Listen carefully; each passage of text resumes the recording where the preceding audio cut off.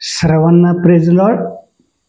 आणि आपण पवित्र शास्त्रावरून काही गोष्टी बघणार आहोत. आणि अध्याय नीतिसूत्रे याचा 6वा अध्याय आहे आणि 24 ते 29 आपण वचनाच्या बघा. इथं 24 वचनामध्ये काय म्हणते, दुष्ट स्त्रीपासून परिस्थितीच्या गोडबोले जेपासून ती तुझे रक्षण करणार आहेत. रक्षण करणार कोण आहे? हे ज्ञान आहे. आणि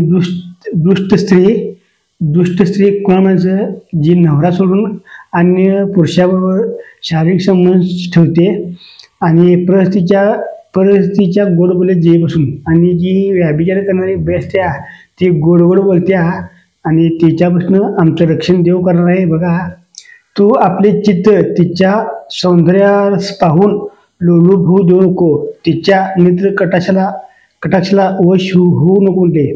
बघा, देवाचं वचन काय म्हणते, तिचं सौंदर्य भुलू नको म्हटले आणि तिच्या नेत्र कटाक्षाला वश होऊ नको म्हटले. आणि ती जी बाई आहे तुम्हाला डोळ्यात ती घायाळ करणार, आम्हाला घायाळ व्हायचं नाही.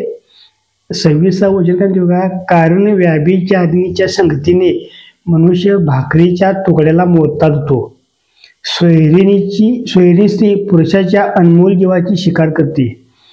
आणि ही जी व्याभिचारी स्त्री जी असत्या ह्यांच्या नादला कोण लागते नाही, ते माणूस काय म्हणते बघा, भाकरीच्या तुकड्याला मोडतात होते. तिला भाकरीचा तुकडा पण मिळत नाही, अशी भविष्यात तिची परिस्थिती होते. आणि पुढे बघा, सोयरी स्त्री पुरुषाच्या अनमोल जीवाची शिकार करते. आणि तिसरी जी स्त्री आहे व्याभिचारी स्त्री, दुष्ट स्त्री आहे, पापी स्त्री आहे, पुरुषाच्या अमोल जीवाची शिकार करते. तुम्हाला सांगतो, ते जीवाची शिकार करते म्हणजे त्या आत्म्याचा ती नाश करते आणि तिला ती नरकात ढकलून देते. तसल्या बाईच्या नादाला लागायचं नाही आपल्यासनी. बघा, मनुष्याने आपल्या उराशी विस्तव धरला तर त्याची वस्त्रे जळणार नाहीत काय? बघा, एखाद्या माणसानं जर मी विस्तव आपल्या शरीरावर ठेवला तर ती तुमची वस्त्र जळणार नाही का म्हटले. तशापैकी आम्ही व्याभिचारी स्त्रीला मिठी मारणार तर मेल्यानंतर आम्हाला नरकात पडायला लागणार आणि तिथं सगळा विस्तव असणार आहे. आणि आम्ही बघा काय म्हणते, मनुष्याने आपल्या उराशी विस्तव धरला तर त्याची वस्त्रे जाणार नाही काय?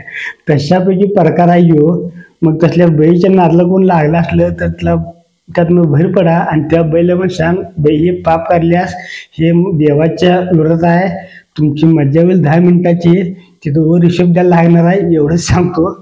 काय कोणी निखाऱ्यावरून चालला तर त्याचे पाय पडणार नाही काय? बघा, निखाऱ्यावर म्हणजे आम्ही विस्तवर चालणार तर आमचं पाय पडणार नाही काय? तशापैकी ती गत आहे. आम्ही लपडं करतोय तर वाकायचं आम्ही निखाऱ्यावरच चाललोय. जो कोणी आपल्या शेजारच्या स्त्रीची गमन करतो तो असा आहे. आणि तुम्हाला तो आम्ही आमच्या शेजाऱ्या स्त्री आमचं कुठं लपलं असलं तर हे जे वर वचन वाचलं तशापैकी त्या माणसाची गत होणार आहे. जो कोणी तिला स्पर्श करतो तो निर्दोष असणार नाही. आणि शेजाऱ्या बैवर आम्ही लपडं करणार, एखाद्या बैल आम्ही ठेवणार तर तुम्ही निर्दोष नसणार हे गत समजून घ्या. आणि मेल्यानंतर तुम्हाला हे देवाला देव विचारणार तुम्हाला, का बाबा त्या बाईच्या लपड्यात का पडलास? आणि त्या बाईला पण म्हणा, का ग बाई तुझा नवरा जोडून त्या पुरुषाच्या लपड्यात का पडलेस? तुला नवरा तागणे आणि त्या पुरुषाला म्हणणार तुझी बायको दिगणे. अशापैकी हा हे समजून घ्या. येणार का फार भयानक आहे.